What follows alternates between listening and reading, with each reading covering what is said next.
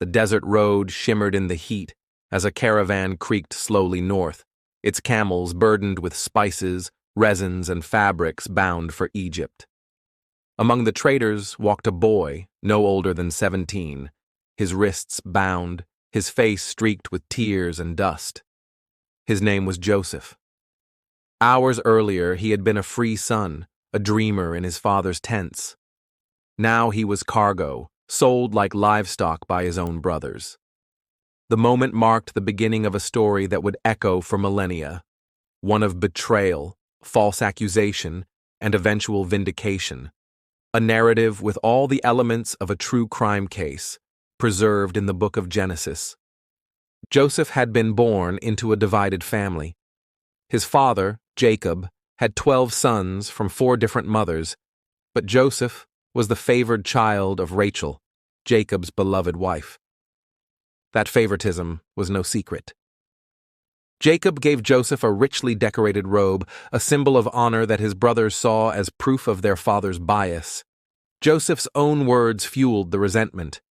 He told his brothers of dreams in which they bowed before him, visions that sounded like arrogance to men, already embittered. Hatred festered until it reached a breaking point. One day, Jacob sent Joseph to check on his brothers as they grazed flocks near Dothan. From a distance, they saw him approaching, the bright robe unmistakable in the fields. Their talk turned murderous. "Here comes the dreamer," they said. The plan was swift: kill him, throw his body into a pit, and tell their father he was devoured by an animal. Reuben, the eldest, intervened, urging them to leave Joseph alive, intending secretly to rescue him later. So they stripped Joseph of his robe and threw him into a dry cistern. But while Reuben was away, a new idea surfaced. A caravan of Ishmaelite traders appeared on the horizon. Judah, another brother, suggested profit was better than blood. For 20 pieces of silver, they sold Joseph into slavery. When Reuben returned to find the pit empty, it was too late. The brothers dipped Joseph's robe in goat's blood and presented it to Jacob, who collapsed in grief, convinced his son was dead. For Joseph, survival meant Egypt. Sold to Potiphar, captain of Pharaoh's guard, he found himself in the heart of a foreign empire. Yet even in bondage, Joseph prospered. His diligence and skill earned Potiphar's trust until he was placed in charge of the household. But success drew new dangers. Potiphar's wife cast her eyes on him, attempting to seduce him. Joseph refused, insisting that betraying his master would be a grave sin. Spurned, she turned accusation into weapon.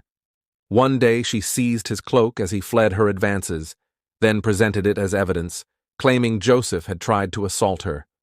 Potiphar, enraged, cast Joseph into prison.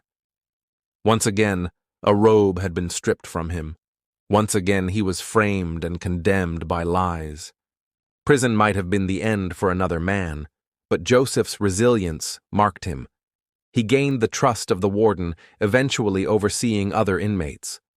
Among them were Pharaoh's cupbearer and baker, each troubled by strange dreams. Joseph interpreted them accurately. The cupbearer would be restored, the baker executed. His only request was that the cupbearer remember him when freed. Yet once restored, the man forgot. Joseph languished in confinement for 2 more years, his innocence overshadowed by neglect. Then Pharaoh himself dreamed. In the visions, 7 fat cows were devoured by 7 gaunt ones, and 7 healthy ears of grain were swallowed by withered stalks. None of Egypt's magicians could explain the symbols. At last, the cupbearer remembered the Hebrew prisoner. Joseph was summoned, hastily shaved and dressed, and brought before Pharaoh. He interpreted the dreams plainly. 7 years of abundance would be followed by 7 years of famine. He advised Pharaoh to appoint a wise administrator to prepare. The interpretation struck true. Pharaoh declared Joseph the man for the task, elevating him from prisoner to vizier, second only to the throne.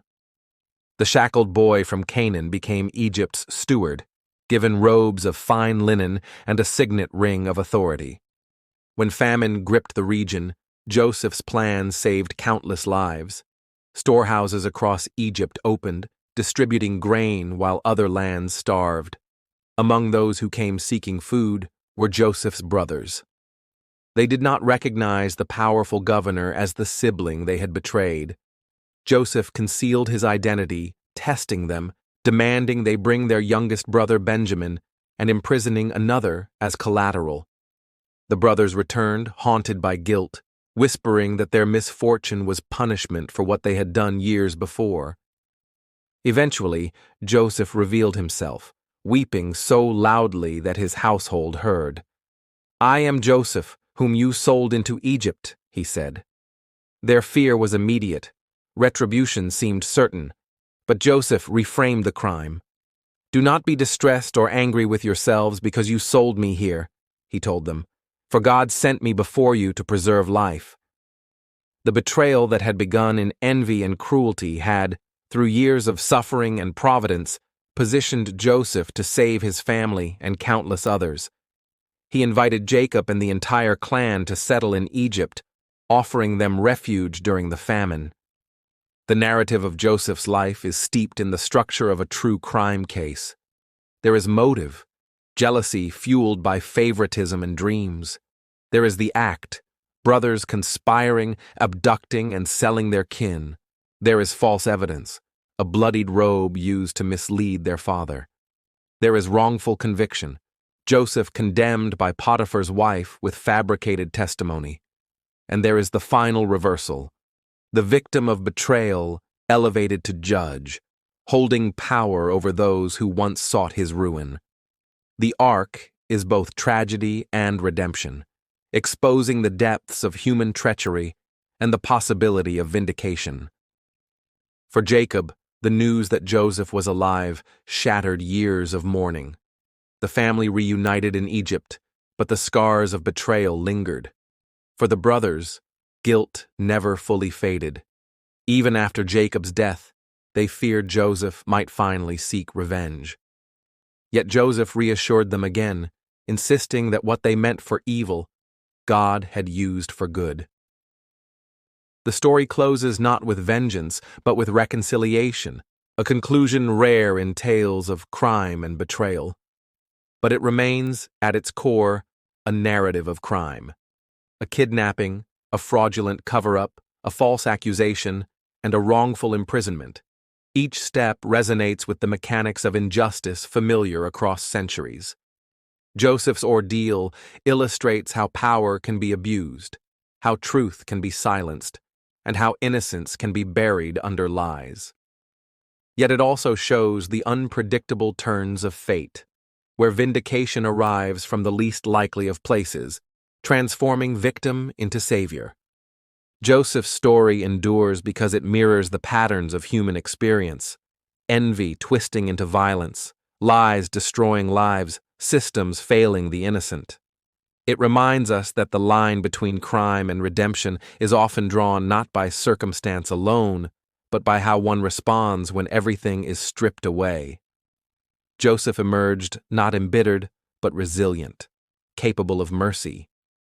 His case, preserved in the pages of Genesis, is one of history's oldest examples of crime, punishment, and the possibility of justice beyond human courts. Thank you for listening to Divine Crime. Subscribe for more stories from the most dangerous book ever written.